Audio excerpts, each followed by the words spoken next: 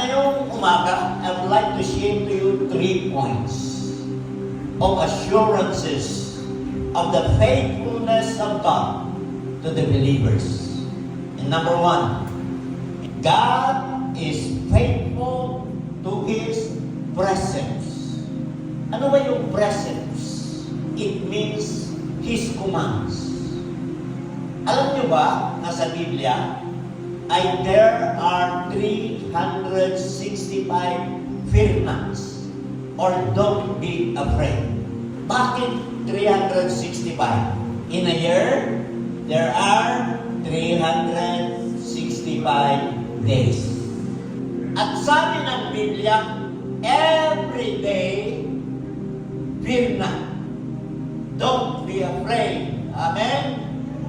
Pero kung minsan, ito yung ang hirap natin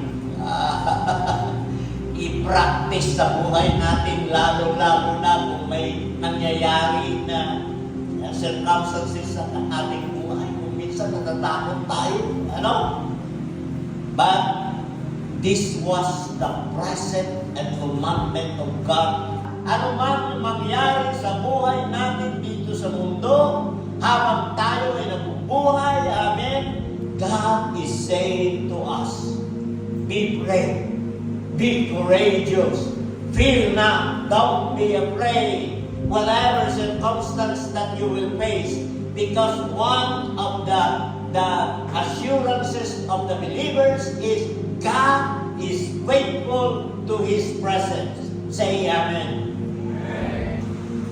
Alam niyo ba ang promise ng aming Panginoon kung tayo po ay binabasa natin ang kanyang salita?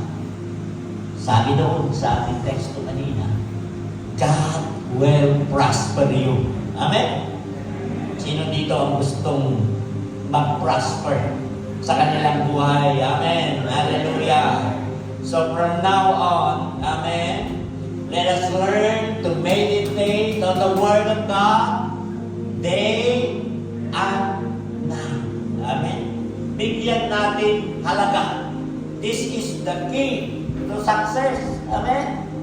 Ito po yung susi kung paano tayo magsaksi ng buhay. Kung bigyan natin halaga ang salita ng Diyos. Amen. And thank God today, you are giving priority to come to church.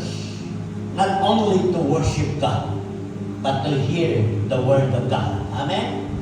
So God is faithful to His presence. Sa Kanyang mga piling, sa Kanyang mga commandments. Magbasa din kayo ng Biblia.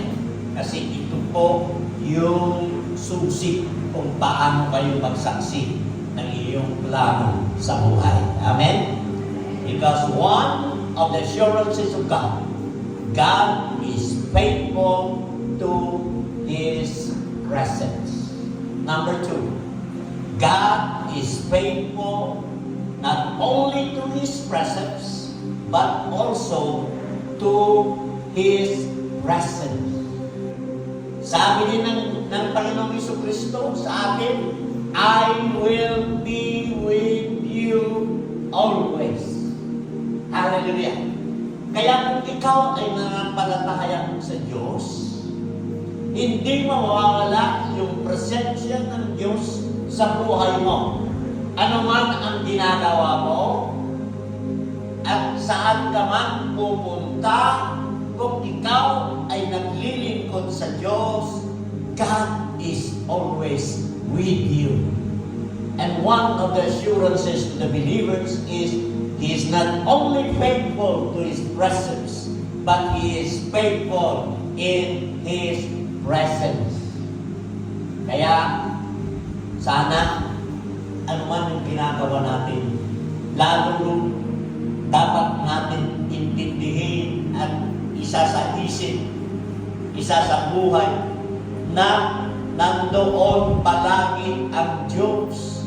Kaya huwag tayong matakot saan ka man patungo.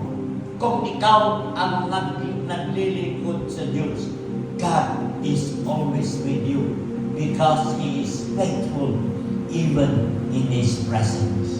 Hallelujah. Amen?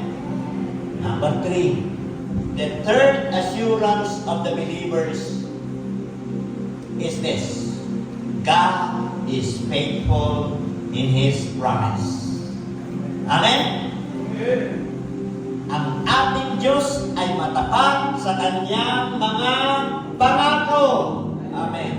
Kung sinabi niya, hindi kayo pababayaan, talagang hindi kayo pababayaan ng Diyos.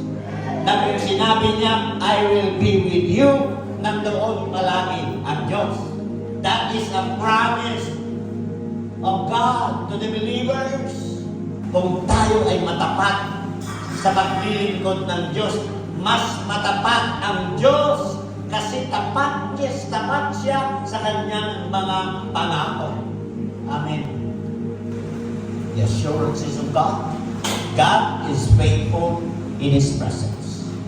God is faithful in His presence.